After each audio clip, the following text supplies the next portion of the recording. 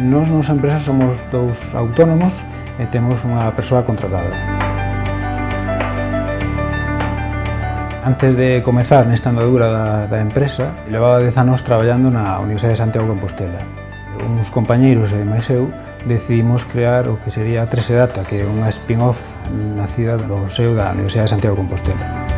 Temos clientes e temos traballos tanto a nivel forestal como a nivel agrícola, temos un grupo operativo autonómico en viticultura, logo tamén temos colaboracións con centros de investigación, facemos o que é o soporte de toma de datos aéreas con dron.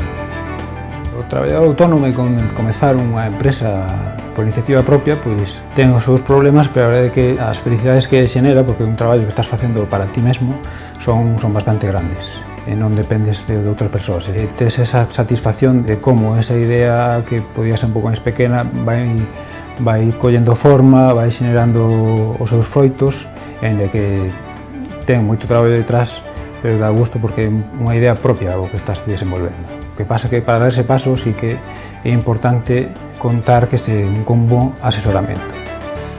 Nós recibimos unha axuda de apoio ás inversións iniciais da empresa, que é a Galicia Emprende, e logo, por outra parte, tamén obtivemos unha axuda como iniciativa de emprego de base tecnolóxica. Se unha persoa está convencido da súa idea, sí que recomendaría que buscase a maneira de por lo menos intentarlo.